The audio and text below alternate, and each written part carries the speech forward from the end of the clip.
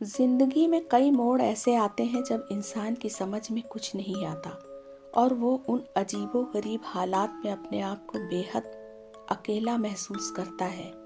तो दोस्तों, आज जो कहानी मैं आप लोगों को सुनाने वाली हूँ वो कुछ ऐसी ही अजीबो गरीब दास्तान बयान करती है। कहानी श्रीकांत की है, जो एक नए जमाने का नौजवान था और उसे अंधविश्वास, भूत प्रेत, जादू टोना या आत्माओं के वजूद पर जरा भी विश्वास नहीं था। तो आइए आज की कहानी का रुख करते हैं। श्रीकांत एक महानगर में एक अच्छे ओहदे पर कार्यरत था। उसके माता पिता और एक छोटा भाई और बहन गांव में ही रहते थे। श्रीकांत के पिता गांव के एक बड़े जमींदार थे और बहुत ही दौलतमंद थे। हालांकि वो नहीं चाहते थे कि श्रीकांत शहर जाकर नौकरी करे, पर पढ़ाई में रुचि होने की वजह से श्रीकांत आगे बढ़ता चला गया और सरकारी महकमे में बहुत अच्छी पोस्ट पर उसका सिलेक्शन हो गया। शहर में आए हुए उसे करीब 2 साल हो चुके थे और पिछले महीने ही उसकी शादी भी हो गई थी, परंतु पत्नी अभी अपने माता पिता के पास ही थी। श्रीकांत का नया मकान फाइनल टच में था और वो चाहता था कि मकान पूरा होते ही पत्नी को यहाँ ले आएगा। इसी तरह लगभग 1-1.5 महीना बीत जाता है। अब मकान पूरा बन चुका था। अगले हफ्ते ही वो गांव जाने वाला था। श्रीकांत ने ऑफिस से 1 सप्ताह की छुट्टी ले ली थी और आज वो घर वालों के साथ अपने घर पर था। इसी तरह 1 हफ्ते छुट्टी बिताने के बाद श्रीकांत अपनी पत्नी मोहिनी, माँ तथा बहन के साथ शहर आ गया था और अब सभी नए घर में आ चुके थे। तकरीबन 1,500 गज में बना मकान बेहद शानदार था। श्रीकांत ने अपनी निगरानी में मकान का निर्माण करवाया था। घर में लगभग कई कमरे और काफी बड़ा आंगन और बाहर बड़ा सा बगीचा भी था और आसपास भी काफी दूर दूर बंगले बने हुए थे। सभी को घर बेहद पसंद आया। माँ व बहन तकरीबन 1 महीने रुककर वापस चली गई थी। श्रीकांत जब रात में सोता था तब उसे कई बार ऐसा लगता था कि जैसे बेडरूम की छत पर फॉल सीलिंग के अंदर से खुरचने की आवाज आ रही हो। उसने मोहिनी से भी पूछा कि क्या उसे भी ऐसा महसूस होता है, तो उसने सिर हिलाकर मना कर दिया। श्रीकांत ने इसे अपना वहम समझा। श्रीकांत की पत्नी मोहिनी बहुत कम बोलने वाली, एकदम शांत स्वभाव की लड़की थी और उसका उत्तर बहुत ही संक्षिप्त होता था। ऐसा उसके घर वालों ने भी बताया था कि ये बचपन से ही शांत रहने वाली लड़की थी। उसे किताबें पढ़ने का बहुत शौक था और वो एक ख़ास किस्म की किताबें पढ़ती थी। उसकी किताबें एक अलमारी में बंद थीं जिसमें अक्सर ताला लगा रहता था।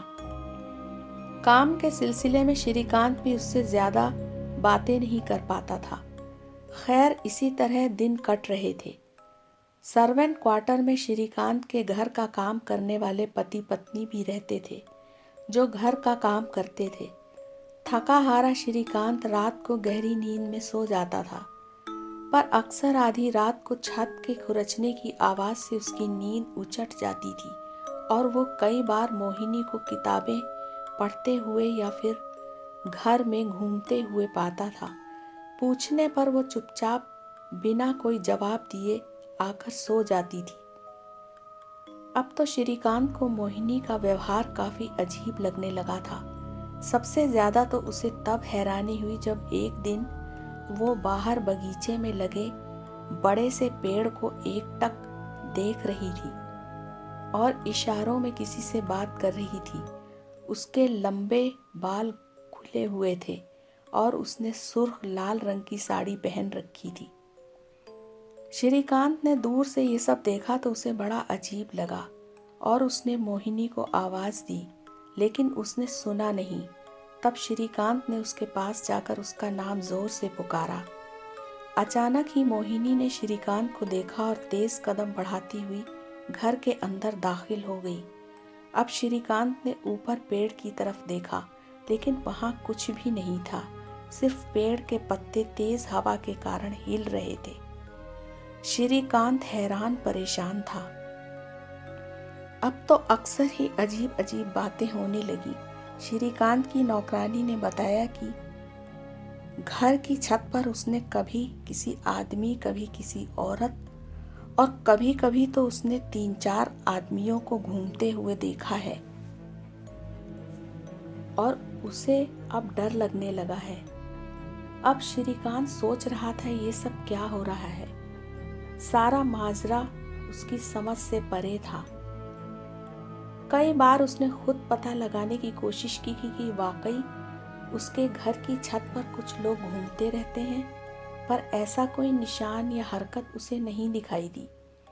खैर 1-1.5 हफ्ता इसी तरह बीत गया और आज सुबह उसका नौकर और उसकी पत्नी 1 हफ्ते की छुट्टी लेकर गांव चले गए। घर की सफाई व कुछ अन्य काम के लिए पड़ोस की नौकरानी आकर काम कर जाती थी। 1-2 दिन गुजरने के बाद श्रीकांत ऑफिस से जल्दी घर आ गया और उसने गेट खोला ही था कि तभी पीछे से नौकरानी के पुकारने पर उसने मुड़कर देखा तो जो नौकरानी ने बताया वो सचमुच हैरान करने वाला था। उसने कहा कि बीबी जी अकेले किसी से बात करती हैं और हंसती हैं और कभी कभार रो भी पड़ती हैं, लेकिन उनके आसपास कोई नहीं होता। साहब ये सब देखकर मुझे तो बहुत अजीब लगता है। आप उन्हें किसी को दिखाओ, शायद उन पर कोई ऊपरी साया है। श्रीकांत ये सब सुनकर चुप रह गया, लेकिन उससे ज्यादा देर चुप नहीं रहा गया और उसने जोर से पूछा कि ये सब क्या बातें हैं और ये सब बिल्कुल बकवास है। और फिर वो घर के अंदर दाखिल हो गया। घर के अंदर दाखिल होते ही श्रीकांत ने देखा मोहिनी किताबें पढ़ने में मशगूल थी। अब श्रीकांत ने कुछ भी पूछना मुनासिब नहीं समझा। उसने सोचा फिर कभी पूछूंगा। अब अगले दिन मोहिनी जब नहाने गई तब श्रीकांत ने किताबों वाली अलमारी को देखा। अलमारी में ताला नहीं लगा था। उसने अलमारी के पास जाकर 1-2 किताबें निकाली और किताबें देखकर वो चौंक सा गया और उसने कुछ और किताबें बाहर निकाली और उनके पन्ने पलटता रहा और वो हैरान था कि मोहिनी ये किस तरह का साहित्य पढ़ने की शौकीन है।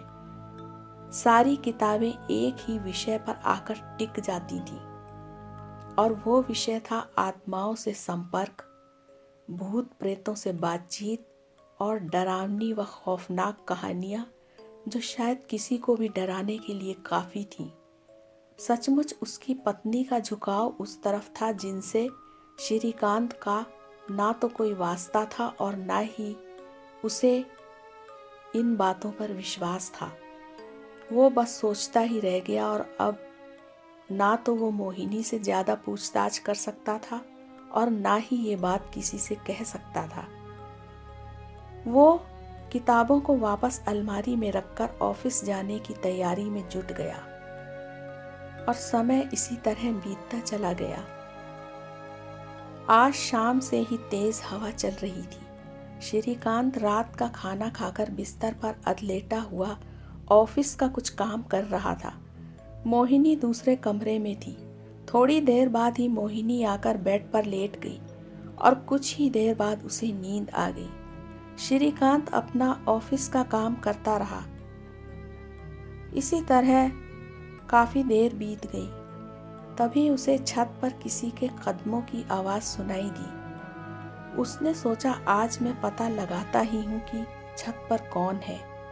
वो उठा और धीरे धीरे कमरों को पार करता हुआ सीढ़ियों के पास पहुंच गया और सुनने की कोशिश करते हुए धीरे धीरे सीढ़ियां चढ़ता चला गया। अब श्रीकांत छत पर पहुंच चुका था। छत पर बहुत तेज हवा चल रही थी। अंधेरे में बड़े बड़े पेड़ों की डालियों के झूलने की आवाज आ रही थी और एक बहुत ही अजीब सा माहौल और सन्नाटा फैला हुआ था। श्रीकांत के हाथ में टॉर्च थी। उसने टॉर्च जलाकर छत पर चारों तरफ उसकी रोशनी घुमाई तो उसे लगा छत के एक कोने में कोई घुटने में मुंह छिपाए बैठा है। श्रीकांत ने पूछा, कौन है? तभी सामने उस परछाई ने मुंह ऊपर उठाया। ये बेहद खौफनाक किसी औरत की परछाई थी। श्रीकांत भी देखकर सहम सा गया। तभी उसे अपने पीछे कोई आवाज सुनाई दी। उसने मुड़कर पीछे देखा तो डर से श्रीकांत के रोंगटे खड़े हो गए। पीछे भी कोई डरावनी परछाई उसके पास धीरे धीरे बढ़ने लगी। टॉर्च की रोशनी में ही श्रीकांत को वो डरावनी परछाई का चेहरा दिखाई दे गया। उसके चेहरे में आंखों की जगह सिर्फ काले गड्ढे थे और अंधेरे में उसके दांत चमक रहे थे। दोनों परछाइयां धीरे धीरे श्रीकांत की तरफ बढ़ती आ रही थी और श्रीकांत जल्दी ही सीढ़ियों की तरफ तेजी से बढ़ा और एक दो सीढ़ियां पार करता हुआ धीरे धीरे बेडरूम की तरफ चल पड़ा और अब वो लगभग भागने लगा। अब वो यहाँ रुकना नहीं चाहता था। बेडरूम में उसने मोहिनी को झकझोरते हुए जगा दिया और उससे बोला, यहाँ से हमें अभी निकलना है और हम यहाँ बिल्कुल भी नहीं रुक सकते। जल्दी उठो और चलो। बदहवासी श्रीकांत के चेहरे से साफ झलक रही थी। मोहिनी को लगभग खींचता हुआ सा वो मेन गेट तक पहुंच गया। उसे अब यकीन हो चुका था कि उसके घर में प्रेतात्माओं का बसेरा है। अब इससे ज्यादा कुछ और हो इससे बेहतर है कि यहाँ से बाहर निकल जाना चाहिए। तभी एक झटके से मोहिनी ने अपना हाथ श्रीकांत के हाथ से छुड़ा लिया और तेजी से वापस घर की तरफ मुड़ गई। श्रीकांत पुकारता ही रह गया। तभी उसे दरवाजा बंद करने की जोर की आवाज आई। घर के अंदर का दरवाजा बंद हो चुका था और मोहिनी घर के अंदर जा चुकी थी। अंदर से उसे कुछ देर बाद जोर जोर के हंसने और फिर रोने की खौफनाक आवाजें आने लगी। ऐसी डरावनी और खौफनाक आवाजों को सुनते ही श्रीकांत भी धीरे धीरे अपने होश खोता जा रहा था। होश आने पर श्रीकांत ने खुद को घर वालों के बीच पाया। अब भी श्रीकांत सदमे में था। घर वालों ने उसे बताया कि मोहिनी अपने माता पिता के घर में है और उसका इलाज चल रहा है और वो अपने आपे में नहीं है। अभी उसे ठीक होने में कुछ वक्त लगेगा। श्रीकांत आंखें बंद करके एक गहरी सोच में डूब गया और उसे कोई पुरानी बात याद आ गई कि जब उसने एक पुराना मकान खरीदा था तब उससे किसी ने कहा था कि सर, ये मकान ठीक नहीं है। कहते हैं यहाँ परिवार के कुछ लोगों की असामयिक मौत हो गई थी और ऐसी जगह रहना ठीक नहीं है। पर अंधविश्वासों पर यकीन न करने वाला श्रीकांत ऐसी बातों को कहाँ मानने वाला था और उसने वो पुराना मकान तोड़वाकर वहां पर अपनी शानदार कोठी बनवा ली। पर अब उसे लगने लगा था कि वो कोठी अब उसकी नहीं थी, वो किसी और के कब्जे में थी और श्रीकांत बेहद बेबस था। अब वो कुछ नहीं कर सकता था।